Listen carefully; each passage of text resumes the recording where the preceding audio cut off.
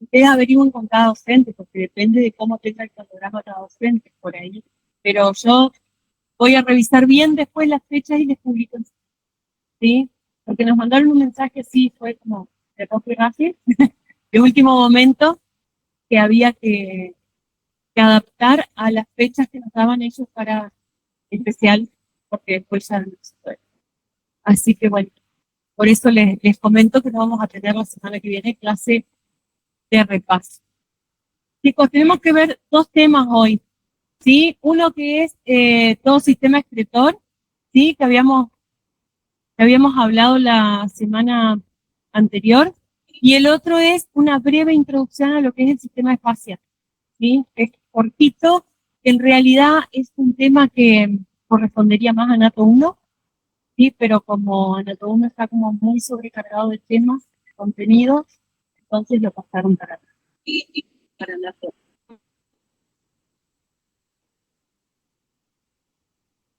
Bueno, anatomía del sistema urinario o excretor. Bueno, vamos a ver. El sistema excretor, que es bastante sencillo, ¿sí? Está compuesto por una glándula secretora, que es el riñón, ¿sí? Un conducto excretor que está compuesto por varias porciones. Acá tenemos las glándulas, esquemáticamente, el conducto excretor, ¿sí? Un reservorio o receptáculo, que es la vejiga, y un conducto que comunica con el exterior, que es la uretra, ¿sí? Básicamente esas serían las partes. Generalidades de los riñones, ¿sí? Vamos a ver que son dos órganos que están situados sobre la pared abdominal posterior por detrás de lo que sería el peritoneo parietal. Nuevamente aparece, digo, peritoneo, ¿sí? Y se extienden aproximadamente entre T12, algunos libros dicen T11 a L2, L3, porque hay diferencia en altura entre uno y otro. Están más juntitos por arriba que por debajo, y están más próximos en su polo superior que en su polo inferior, y a su vez están inclinados, digamos, sobre la pared costal, y tienen la misma inclinación que la curvatura. Tenemos acá las dimensiones, miren, por término medio, 12 centímetros sería la altura, ¿sí? Por 6 centímetros sería el ancho, y 3 centímetros el espesor, o sea que no son demasiado grandes. Tienen un color rojo pardo, pero con una tonalidad amarillenta, ¿sí? No es un rojo pardo marrón, sino más bien amarillento. Y el derecho, como decía, está un poquito más abajo, por la presencia del hígado que lo desciende, hace que se ubique un poco más abajo. Los medios de fijación de los riñones son los vasos nutricios del órgano propiamente dicho, el peritoneo parietal, que lo va a estar aplicando sobre la pared posterior del abdomen, la fascia renal, que va a estar rodeando al riñón, ¿sí? Le va a formar como una cápsula completa pero abierta, ¿sí? Que va a tener una hoja posterior y una hoja anterior, y esta fascia a su vez está envuelta tiene por otra capa de tejido adiposo, que se llama cápsula adiposa del riñón. Toda esta cápsula que se forma entre las dos, tienen dos aberturas. Una abertura que es hacia la cara, hacia el borde medial, es decir, donde está el vidrio del riñón, y la otra es hacia el polo inferior. Eso hace de que en determinadas ocasiones pueda suceder de que el riñón se desplace hacia abajo. Por alguna vez investiga a alguien que se cayó el riñón. No, nunca escucharon que le cayó un riñón, no es que se le cayó al piso. El riñón puede descender un poquito por esa abertura que tiene la fascia y por la elasticidad de los demás elementos, lo que le permita la elasticidad a veces desciende o a veces es patológico, a veces es de nacimiento, hay muchas alteraciones congénitas y descienden. Más allá de que exista esta diferencia de que el derecho está un poco más abajo que el izquierdo. Más allá de eso, pues bueno. Y hicimos el eje mayor se ubica hacia abajo y hacia afuera porque están más próximos porque el superior. Acá vemos una vista posterior de los riñones, y ahí se puede apreciar que el riñón derecho está un poco más abajo, ¿cierto? ¿Sí? En relación con las. Y acá lo tenemos coloreados en verde, no sé si se ubican, más o menos en esa imagen, ¿sí? Se ubican con esto, grandes vasos, esto sería el centro frénico del diafragma, acá tenemos el esófago cortado, están ubicando, los pilares del diafragma, la arteria aorta, la arteria ilíaca, los ilíacos, arteria mesentérica superior y arteria mesentérica inferior, y acá vemos las arterias renales, una a la derecha y otra a la izquierda. Si ustedes se fijan un poquito en ese gráfico, van a ver que como la aorta está ubicada a la izquierda de la vena cava inferior, la arteria renal izquierda va a ser más corta que la arteria renal derecha. Va a hacer un recorrido más largo para llegar al riñón, pasando por detrás de la vena cava. Y a la inversa, la vena renal derecha va a ser más corta que la vena renal izquierda. ¿Sí? Es un detalle para tener en cuenta. ¿Reconocen este músculo de acá? ¿Sí? Vamos afuera. El cuadrado, ¿sí? O sea que está apoyado sobre el cuadrado de los lomos y el polo inferior está en relación con quién, con qué otro. Ahí está el psoas, ¿sí? Esas serían relaciones de su cara posterior. Algunos nervios sociales. ¿Bueno? ¿Bien? Ya arriba, ya arriba. Trabajo las cosas. ¿Eh? Después lo busco. Después lo busco. Por ahí van a aparecer seguro en alguna selección. Bueno, tienen dos caras, les vamos a considerar dos caras, una cara anterior y una cara posterior, dos bordes que van a ser un borde externo y un borde interno, el interno es cóncavo y el externo es convexo, y un polo superior que está coronado por la glándula suprarrenal y un polo inferior, ¿sí? No encontré una imagen que tuviera todas esas diferencias más lindas. La cara anterior mira hacia adelante y hacia afuera, por eso está al lado de la columna vertebral y se adaptan a las costillas o a la inclinación de las costillas. Está cubierta por el peritoneo y se relaciona a la derecha, el riñón derecho está en relación con el hígado, con el colon ascendente y el transverso, con la segunda porción del duodeno y la vena cava inferior. ¿Sí? Todas esas van a ser relaciones de la cara anterior del riñón derecho, y el izquierdo va a estar en relación con la cola del páncreas, ¿se acuerdan que vimos la semana pasada? La cola del páncreas, la tuberosidad mayor del estómago, el colon transverso y el descendente.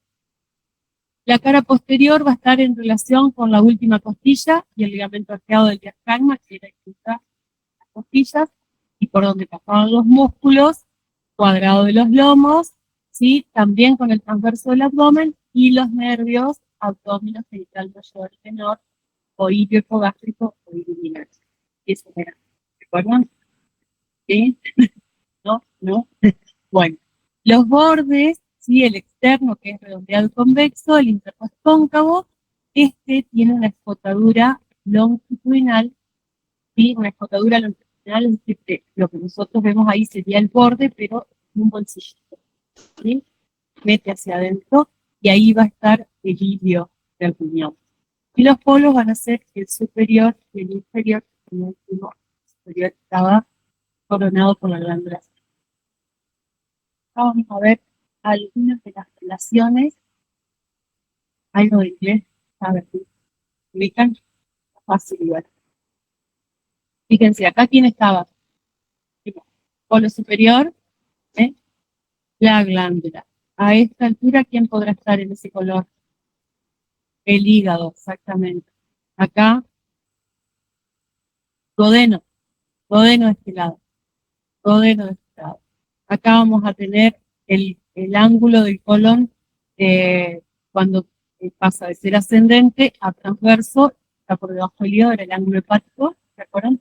del colon. Y después tenemos el yeyuno, o sea, las asas del yeyuno.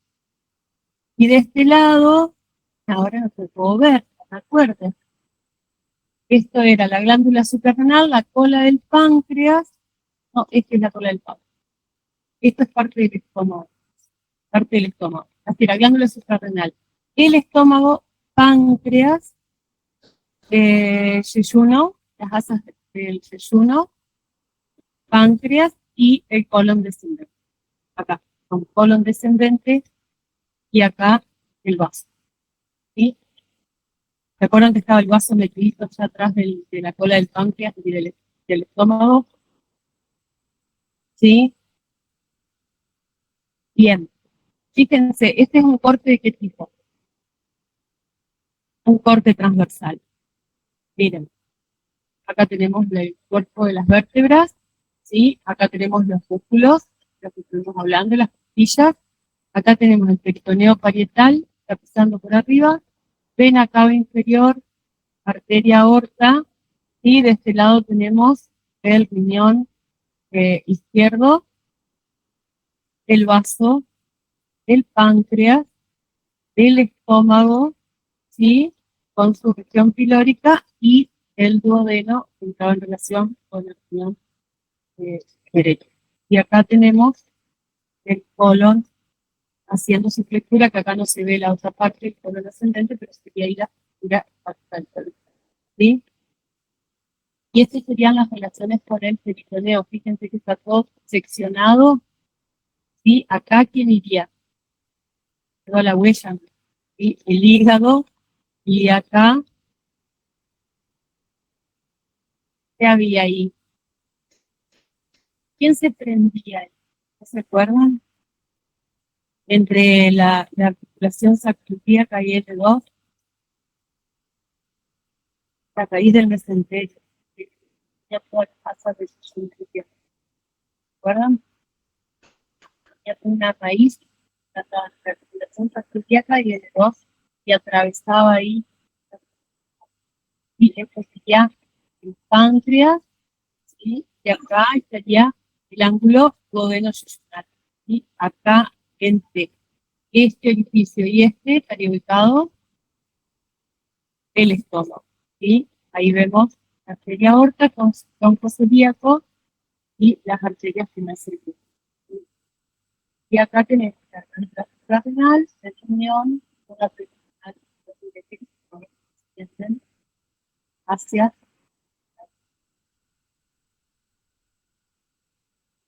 Bien.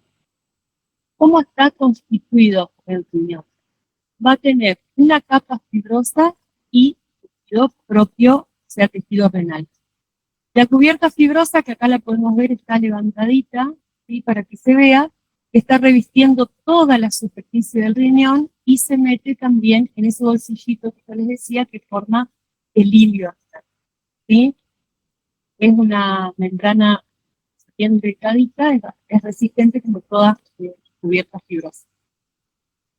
Después tenemos el tejido propio del riñón, o sea, la estructura del riñón, que va a estar formada por una porción medular y una porción cortical. Y a su vez está tejido doble. La medular, acá dice, es roja. Sí, sí, esa sería la medular. Todo lo que acá vemos en verde es medular. Y lo que vemos en el otro color, mezcla de marrón y amarillo, sería la cortical, ¿sí? La medular está formada por estas formaciones triangulares, ¿sí? Que ven acá, son más de 10 a 12 por riñón, que se llaman pirámides de Malpighi o pirámides renales.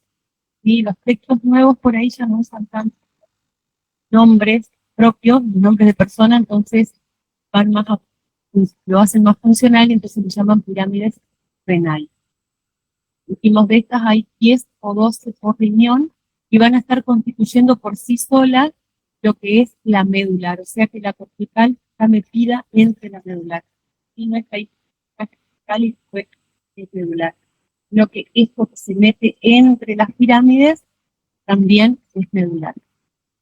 Estas pirámides de Malpighi, después las vamos a ver más amplias, tienen un vértice que es perforado, ¿sí? Sobre que se encastran o se engarzan los cálices menores y una base, ¿sí? Toda esa base que se va a continuar con la corteza y que va a tener otras pirámides que se oponen, ¿sí? Que van a tener el vértice hacia la periferia del riñón.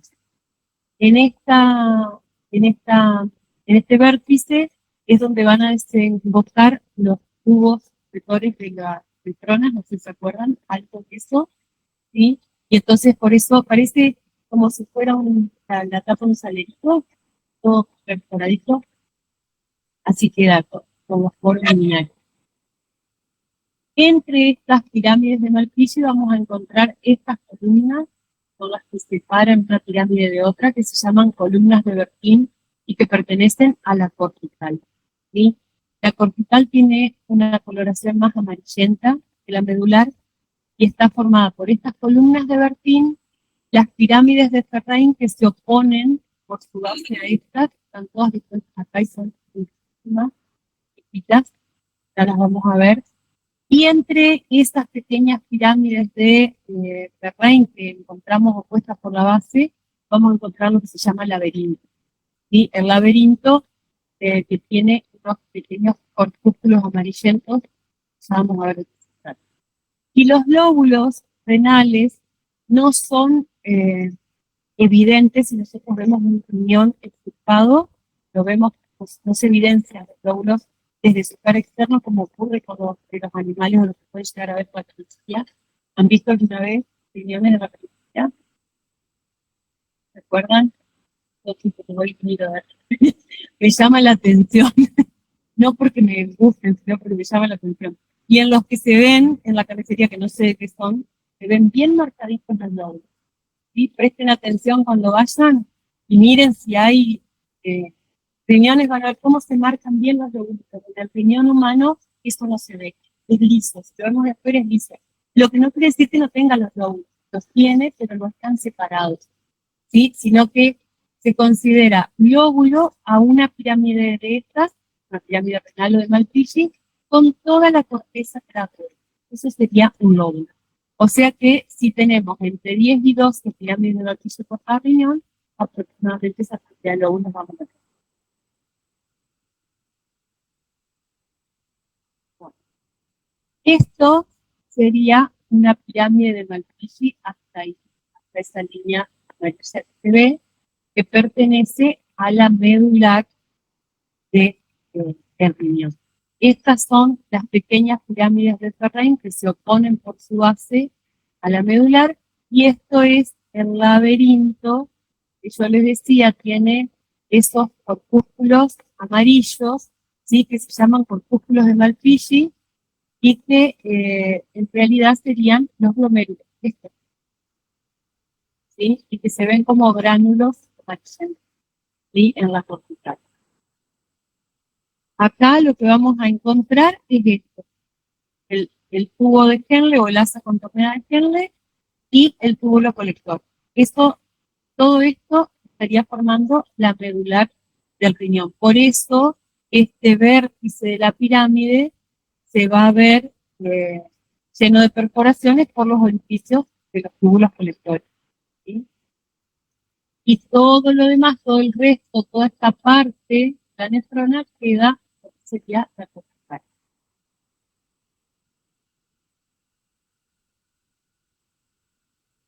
Bueno, acá vamos a ver todas las estructuras. A esto no le presten atención porque son seguramente hay cosas que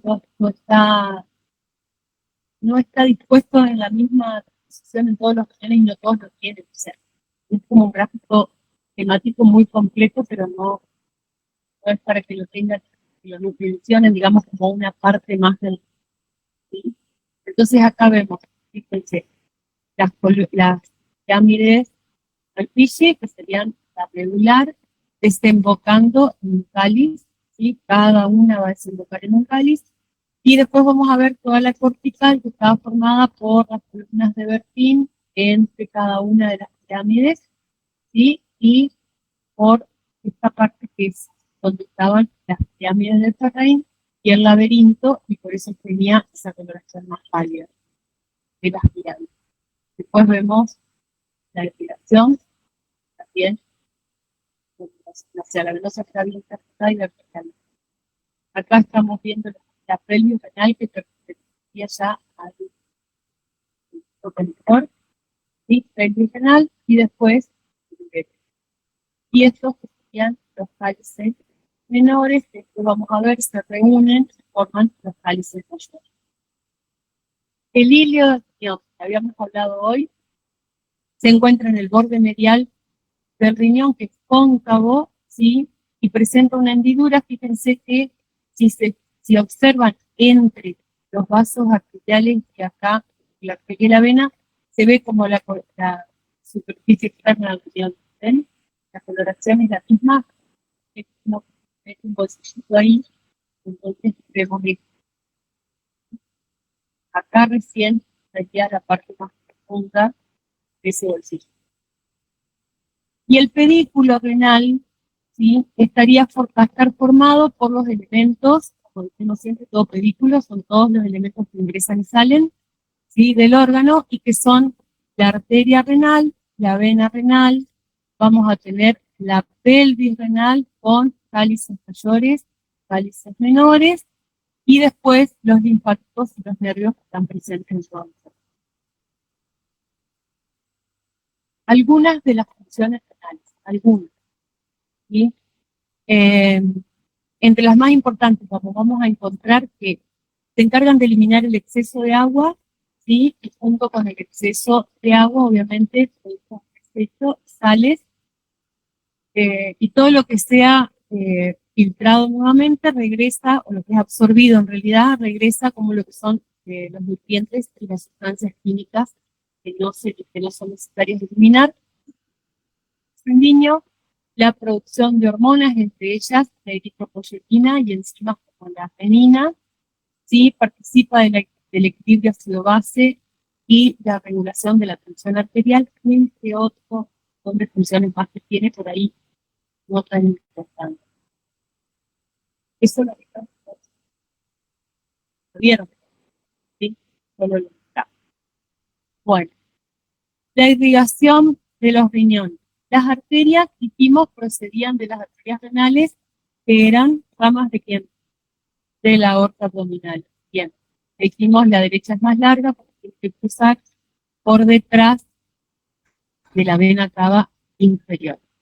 Entonces acá vamos a ver, la arteria renal a su vez se va a dividir después, una vez que ingresa al riñón, se divide para ir a los lóbulos y va a formar arterias antes de llegar a los lóbulos, y en esa división, arterias segmentarias, pues arterias lobulares, ¿sí? Voy a indicar cada lóbulo, arterias arciformes, las que van en arquito como envolviendo las pirámides de Malpighi, y por último las interlobulares, que son las que van a llegar a la parte más externa de la columna. Las venas renales van a tener exactamente la misma disposición, pero entonces van a ir anatomosando unas con otras para terminar formando la vena renal, ¿sí? Que acá no está representada en el interior del riñón, solamente esta porción. Y la inervación van a ser provenientes de la cadena simpática, ¿recuerdan? Al lado de la columna vertebral, y el nervio láctico. No. Bueno. Conducto excretorio del riñón. El conducto excretorio del riñón va a estar formado por los cálices menores, que son estos chiquitos que vemos acá, los cálices mayores, que son estos más grandes que vemos acá, ¿sí? La pelvis renal, ¿sí? Y los uréteres, finalmente, para llegar a la vejiga, que sería el receptáculo, y por último la lengua. Los cálices mayores son de 3 a 5, acá vemos representados 3, ¿sí? Y surgen de la reunión de 2 a 3 cálices renales, ¿sí? Formamos 2, formamos 3, formamos 2, se van reuniendo unos a otros para formar un cáliz mayor, que son de muy escasa longitud, ¿sí? Enseguida se unen todos para formar esto que es la pelvis renal, este embudito que vemos acá, ¿sí? La pelvis se forma de la reunión de los cálices mayores y se va a continuar con el uréter, y tiene forma triangular, ¿ven?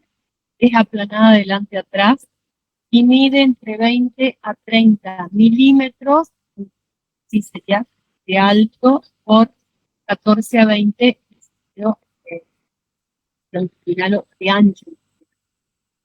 Se sitúa detrás de la arteria renal. La arteria pasa por delante y la vena y el resto del vehículo pasa por detrás. Y está una parte del seno renal y una parte ya por fuera. Ahí está marcado. Este sería el seno renal y el seno. Y el uréter, o los que son estos conductos que van a estar llevando los productos de desecho del riñón, o sea, la formación de la orina, hasta el receptáculo que es la vejiga. Es un conducto cilíndrico, también aplanado, que mide de 25 a 30 centímetros de longitud y por 5 a 6 milímetros de diámetro, y se extiende desde el vértice de la pelvis renal hasta la pared de la vejiga, pues, continúa por dentro de la vejiga hasta la base. Y va a descender por el abdomen, va a ingresar a la pelvis y después nos ingresa a la pared de la vejiga y los desenteros. Por lo tanto, va a tener diferentes porciones de acuerdo al sitio por donde va transcurriendo.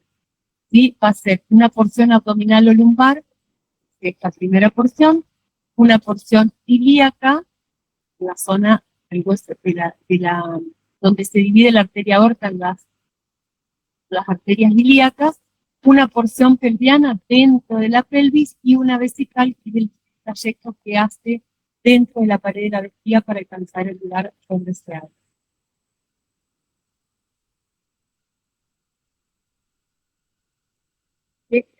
Esta sería la porción abdominal, la porción ilíaca, donde realizan los ilíacos, la porción pelviana y después el trayecto que hace dentro de la vejiga, o menos más ahí.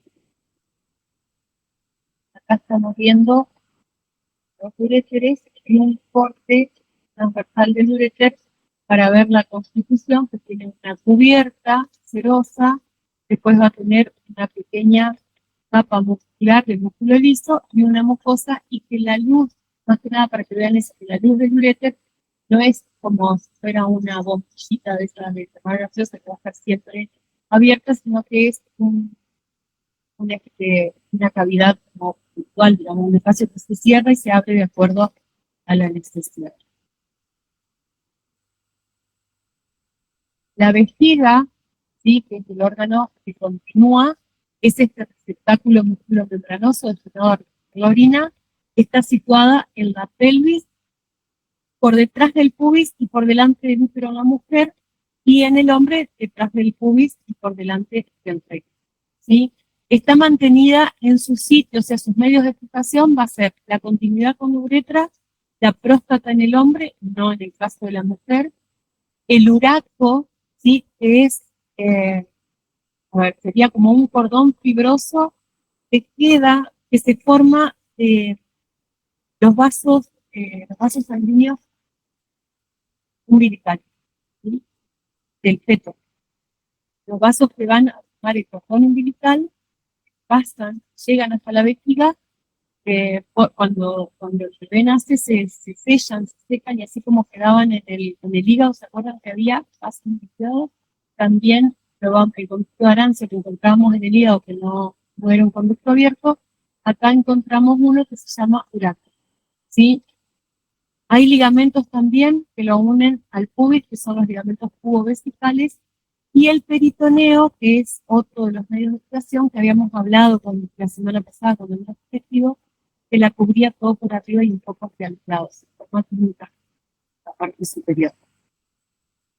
La forma de la vejiga va a variar, según esté llena o esté vacía, ¿sí? Y el nivel también, cuando está llena, sobrepasa el borde superior del pubis, cuando está vacía no. Tiene una capacidad media de 150 a 250 gramos. Miden gramos, pero más o menos es equivalente a los 50 cúbicos, ¿sí? Con esa cantidad ya produce el deseo de la micción. Y esa sería lo fisiológico, ¿no? Y la capacidad fisiológica máxima es de 350 gramos, que es sumamente variable de un individuo a otro, ¿sí? Y patológicamente puede llegar a varios litros. Cuando está medianamente dilatada, es decir, intermedio, entre lleno y vacío, va a medir aproximadamente entre 11 y 12 centímetros de alto, 8 a 9 transversalmente y 6 a 7 en sentido anteroposterior. Va a tener una base, un vértice y 4 caras. Y la base de la vejiga es donde se va a encontrar un espacio que se llama triángulo de Lito, que está formado por el orificio de comunicación con la uretra y el orificio de desembocadura de la uretra.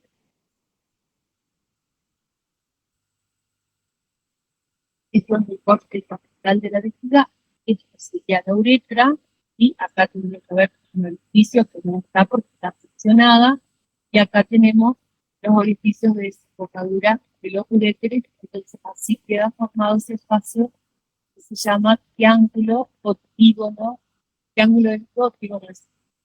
Todo esto que está en línea de puntos sería el trayecto que recorren los uréteres por dentro de la pared de la vejiga. ¿Sí? Acá estamos viendo el peritoneo, el uraco, los uréteres, la pared muscular de la vejiga, y acá lo que estamos viendo es la pared.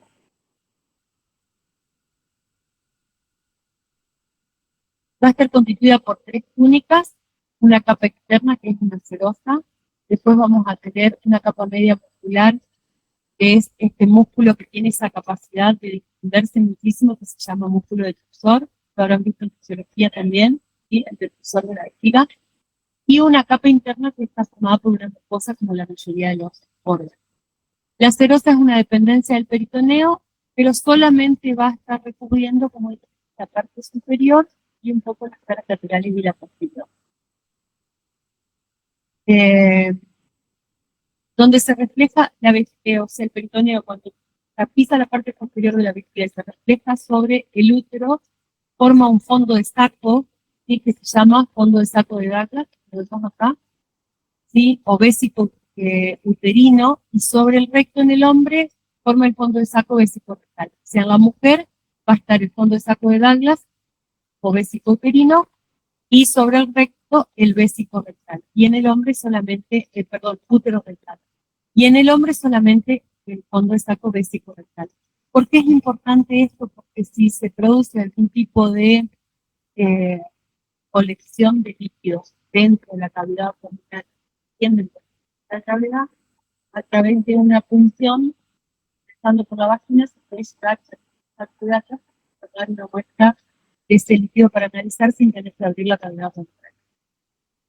Por eso es importante.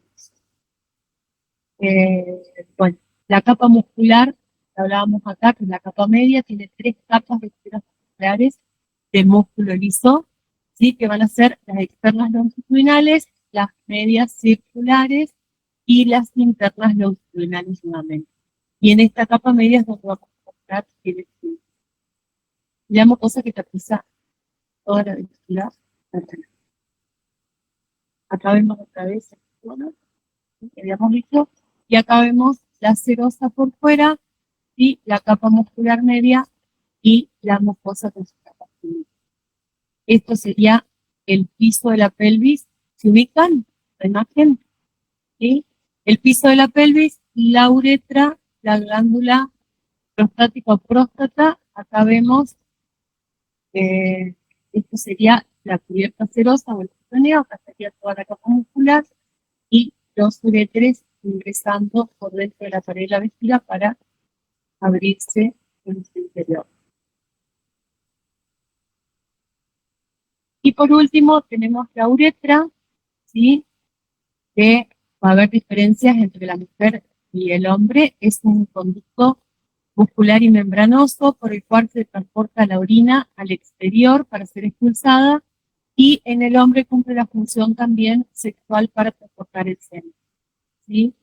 Eh, en el sexo masculino exclusivamente va a tener 4 porciones, que va a ser una pequeña porción preprostática, que está ubicada acá arriba, la porción prostática, la porción membranosa y la porción esponjosa cuando hace todo su trayecto hasta el orificio exterior. Posee 3 túnicas concéntricas que van a ser muscular, serosa y mucosa, y en la mujer solamente la mucosa muscular. Acá no se ve el cuadro. Y ahí terminamos con renal. No era tan largo, ¿vieron?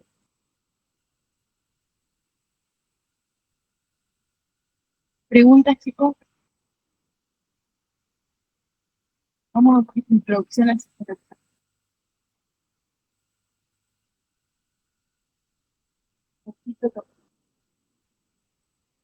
¿Qué es una fase? Es el todo. Es tejido conectivo, ¿sí? Y justamente la función del tejido conectivo es conectar, tiene ese nombre particular. Tiene la particularidad de que es un tejido resistente, ¿sí? Que puede variar de espesor según la función que cumple, según el lugar donde se encuentre, y que tiene esa particularidad de que va a estar recorriendo todo nuestro cuerpo y uniendo absolutamente todos los órganos que tenemos en él, ¿sí? No hay modo de separar.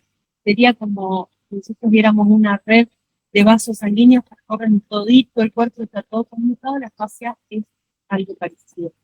Si pudiéramos sacar todo lo que no es fascia del cuerpo, pareciera como una red de un canal de abejas, metiéndose en el interior de cada uno de los órganos. Entonces, la actividad por todo el cuerpo comunica todas las estructuras corporales, huesos, músculos, vísceras, estructuras nerviosas y estructuras circulatorias.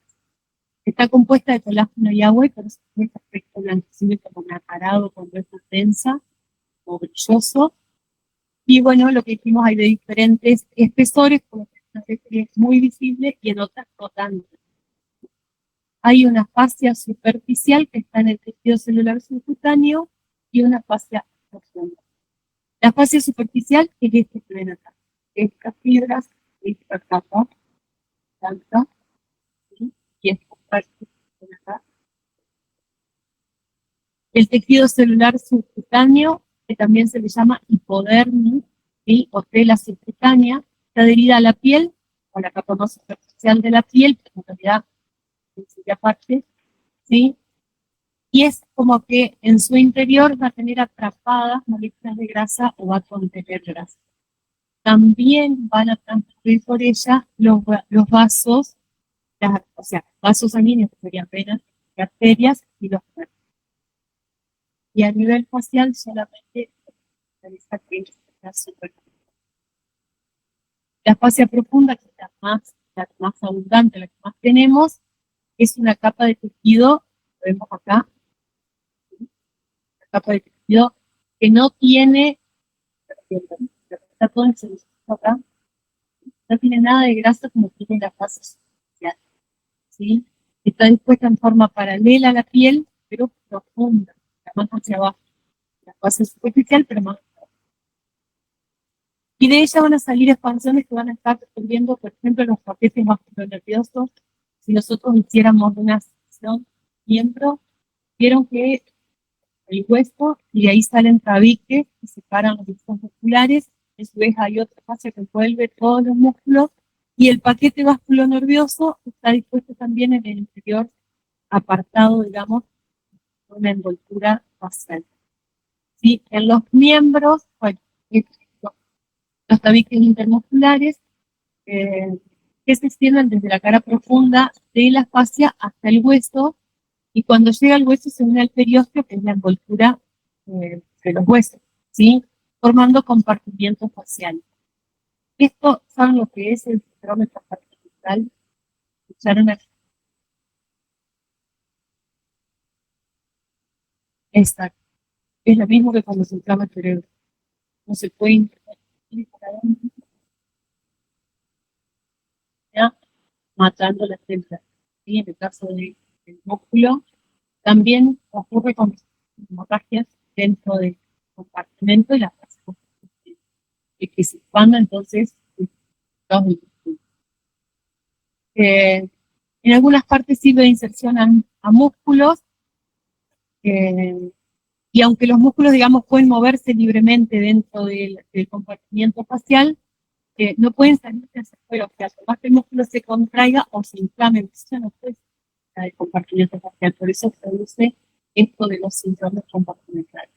Fíjense, acá tenemos una sección, creo que fue el superior, acá tenemos tibia y peroné, acá fíjense, ahí está en un apartado del paquete vasculonervioso, ¿sí? En un apartado de fascia, tenemos fascia separando los músculos unos de otros, pero a su vez tenemos los compartimientos que van desde la capa profunda de la fascia profunda hasta el hueso, ¿sí? De la cara profunda, la fascia profunda hasta el hueso, y ahí se forman los compartimientos, ¿sí? Tabiques faciales entre estas faciales, ¿sí?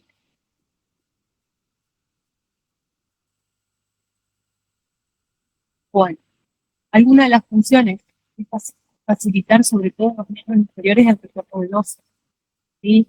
¿Se acuerdan que eh, la sangre tenía que volver en contra de la fuerza de gravedad para retornar al corazón? Por lo tanto, las venas tenían válvulas para evitar el flujo retrógrado. A su vez, cuando se contrae el músculo, está contrayendo los vasos venosos y favoreciendo que estima la sangre hacia arriba y transporte hacia abajo, ¿sí? Como el músculo de contracción no se expande la fascia, entonces ayudan, ¿sí?, al retorno venoso. Forman retináculos, que son engrosamientos de las fascias de la proximidad de las articulaciones que sostienen a los tendones, ¿sí? Bolsas serosas, que son sacos cerrados con contenido líquido. ¿Se lo habrán visto ya algo o no? Algo de bolsas serosas, ¿no? Eh, son justamente sacos cerrados que contienen líquido que permiten el deslizamiento para evitar roces en zonas donde hay mucha fricción. Por ejemplo, en el hombro tenemos una bolsa serosa. Bueno, ¿la vieron eso? ¿Sí? En biomecánica, en anato. Perfecto. Bueno, hay una bolsa serosa ahí que justamente favorece el deslizamiento porque es una zona de mucha fricción del tendón sobre el hueso. Pero hay otras que están, por ejemplo, debajo de la piel, para evitar el roce o entre el hueso, con el hueso, o sea, entre el hueso y la piel, o entre el hueso y algún tendón, ¿sí? Y evitar la inflamación sobre todos los tendones. Después tenemos vainas tendinosas, que también son capas dobles que envuelven los tendones, formadas fascias más delgadas, y en los órganos, que también son fascias, se comportan como bolsas serosas, pero que en lugar de tener la misma cantidad de líquido que una bolsa serosa, tenían más o menos, ¿se acuerdan? De las pleuras, del pericardio, de los sacos pericárdicos, que forma el pericardio y el peritoneo, ¿sí? Esas también son fascias. Fíjense, acá vemos una bolsa del hombro, una bolsa serosa. Acá, a nivel de la cadera, tenemos varias, ¿sí?, para evitar el proceso de cáncer. Acá tenemos, este es un ejemplo de bolsa serosa entre piel y hueso, ¿sí? Acá también, entre piel y hueso.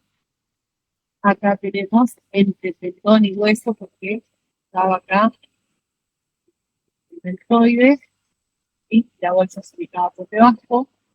Y acá tenemos las vainas, los tendones, ¿sí? Acá vemos más. Y los retináculos, con estos, están sosteniendo engrosamientos a nivel de las articulaciones sosteniendo los tendones para evitar que durante los movimientos se hagan cuerdas de arco, ¿sí? O sea, que el tendón busque un camino corto y haga esto, ¿sí? Cuando se produce la contracción y la pierna. Lo que hacen es sostener y mejorar los ángulos de torsión. ¿Sí? Esto, mira, bueno, estamos. Preguntas. Justo, que no sé, ahora llego y me pongo a mirar el mensaje que nos mandaron con las fechas que tenemos que cambiar y les publico enseguida, porque no sé cómo vamos a acomodar. Por ahí capaz no tenemos necesidad de mover el parcial. Me voy a fijar. Si es que tenemos que adelantar toda una semana, nos van a quedar 2 días en una semana y 2 días en otra. ¿Cómo es que hay que correr? Voy a leer detenidamente el mail y les digo. Y lo que sí, no vamos a tener una clase de repaso. Si tienen preguntas, me escriben, pero explicarles, y me olvido, los veo tarde. Pero les aviso ahora enseguida de la fecha del parcial, ¿sí?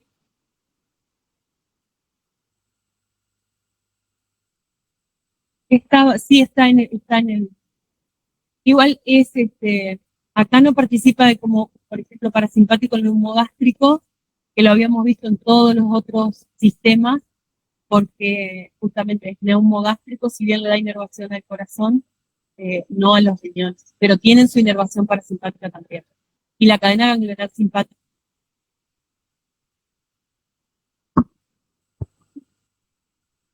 ¿No hay preguntas, chicos?